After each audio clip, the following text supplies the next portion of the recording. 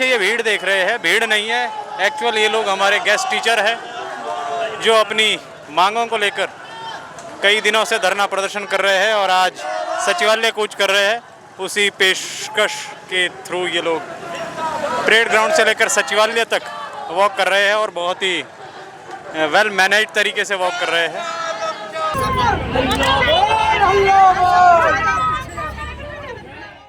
आज हमारा ये 8वां दिन है। हाँ, सरकार ने अभी तक कोई मांग नहीं पूरी की। नहीं की अभी तक, खाली छलावा कर रही है सरकार हमारे साथ। इस प्रकार का छलावा न करे सरकार, इस प्रदेश के शिक्षकों को इस प्रकार सड़कों पर न उतारा। जिस तरह इस देश के शिक्षक सड़कों पर हैं तो इस सरकार को बदलनी जरूरी है। अगर सरकार बदलेंगे नहीं तो हमारा जो है बहुत सी अधर्म लटक जाएगा। इस सरकार से हमें ये उम्मीद है कि जल्द से जल्द हमारे सुरक्षित भविष्य को सुरक्षित करें। धन्यवाद। हाँ जी, पौड़ी से ही हैं। पौड़ी से ही। तो आपको कितने साल हो गए? 15 हमें, हाँ जी, हमें 9 साल कंप्लीट हो गए, 10वां शुरू हो गया है। और अभी तो सारे गेस्ट टीचर्स यहाँ हैं मोस्टली, और परमानेंट टीचर्स तो कम ही है विद्यालयों में, तो वहाँ पे भी बच्चों का क्या हाल चल रहा है? ये तो गवर्नमेंट को सोचना चाहिए। जब उन्होंने हमें लगाया था तो अब आश्वासन देते देते इतना टाइम हो चुका है कि अब हमें सड़कों पे उतरना पड़ रहा है। ना हमें सैलरी टाइम पे मिलती है, कभी कभी तो 5-5, 6-6 महीने हो जाते हैं। तो हमारे भी बच्चे हैं, उन्होंने भी खाना पीना है, तो कम से कम हमारा भी ध्यान रखा जाए, तभी तो हम बच्चों का ध्यान देंगे। और लगभग कितनी बारी पोस्टिंग हो गई होगी? हमारी लगभग 4-5 जगह पोस्टिंग हो गई है, और कितने तो ऐसी भी जिनके 15-15 बार हो चुकी है। 15 बार। हमारे साथ के कई ऐसे हैं जिनके हर साल ही पोस्टिंग हो रही है, नई पोस्टिंग। केवल 8 महीने जॉब करते हैं हम, उसके 4 महीने परवाहित रहते हैं, घर में बैठे रहते हैं बस। और नए अतिथि शिक्षकों की भर्ती के बारे में कुछ कहो? मैं तो यही कहूँगी कि जैसा हाल हमारा है वो उनका हाल ना हो, पहले हमें एडजस्ट करें। अगर वो बेरोजगारी तो इन्होंने बहुत फैला दी है, केवल इनका ये अब रह चुका है कि हम नौकरी दे रहे हैं, उनको भी फंसा रहे हैं अपने जाल में, केवल अपने आप अगला इलेक्शन जीतने के लिए। अगर ये नहीं होता तो हम यहाँ पे ये देखो सड़कों पे घूम रहे हैं हम लोग, यही कंडीशन उनकी भी होने वाली है। और सीधा शिक्षा मंत्री के लिए डायरेक्ट मैसेज यही कहेंगे कि वो वाली भर्ती रोकिए और हमें पक्का कीजिए। उसके बाद ये वाली प्रथा ही बंद कर दीजिए कि गेस्ट टीचर की कोई वैकेंसी ही निकालो, परमानेंट निकालो। अब हम इस हाल में हैं कि ना हम पेपर निकाल पा रहे हैं और ना, क्योंकि ध्यान कहाँ दें, क्योंकि बीच उसमें इतना टाइम हो चुका है, एज भी हो चुकी है, कितनी बार बाहर है।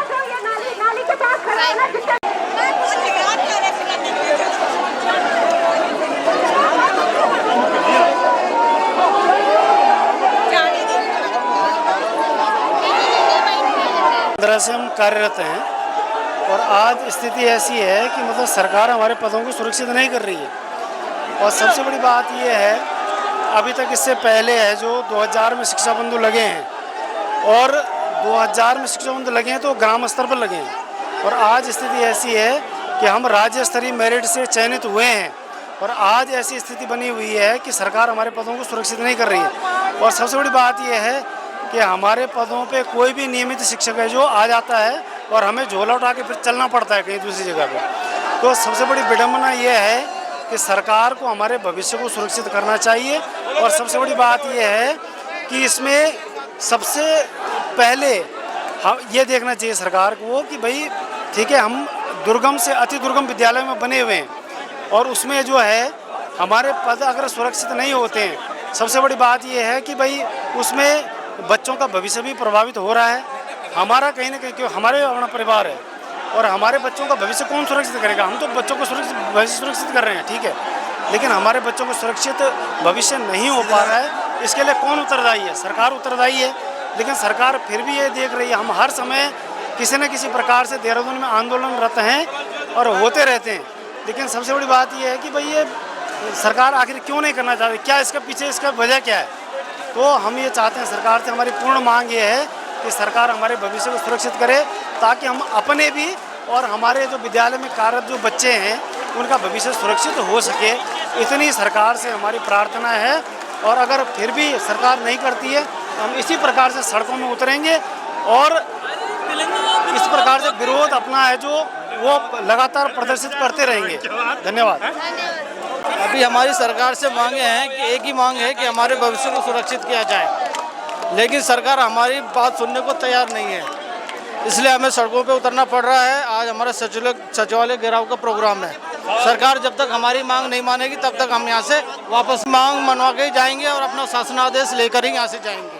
हम उस भर्ती पर रोक लगाने की पूरी कोशिश कर रहे हैं। कल हमारे जॉइंट सेक्रेटरी या निदेशालय से में भी बात हुई है कि तत्काल उस भर्ती पर रोक लगा दी जाए, अन्यथा हमको यहाँ पर और उग्र आंदोलन करना पड़ेगा। जैसा कि आप देख रहे हैं कि हमको मजबूर होकर सड़कों पर आना पड़ रहा है।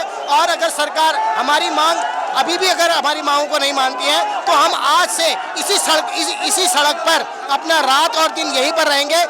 मैं कपकोट के आखिरी छोर से पिंडारी ग्लेशियर से आई हूँ यहाँ अपनी मांगों को लेकर। बागेश्वर जिले से दूर दूर से हमारे साथी परेशान होकर यहाँ आने पे मजबूर है। हमें भी अच्छा नहीं लग रहा, बच्चों की पढ़ाई डिस्टर्ब हो रही है, पर हम क्या करें, हम मजबूर है सरकार के द्वारा। कितने दिन हो गए धरने के? 2 तारीख से हमारा धरना है।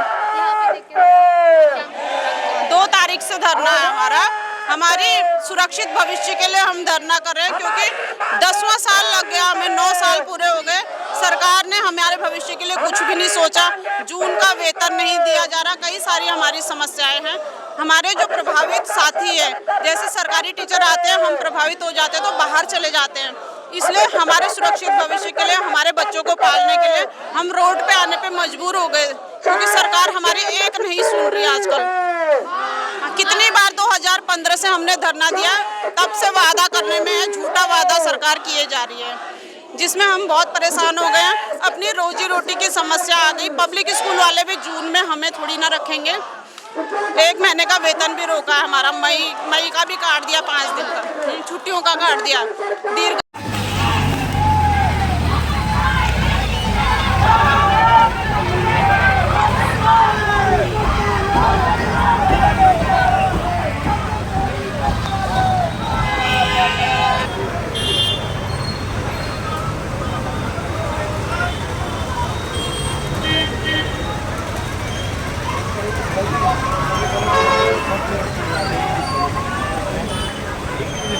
आपने देखा कि अतिथि शिक्षक अपने धरने के 6वें दिन पे थे और उन्हें अभी 2 ट्रकें पुलिस के ले जा चुकी है। आगे अपडेट करती रहूँगी। और इतनी तेज़ बारिश में भी अपना धरना कर रहे हैं।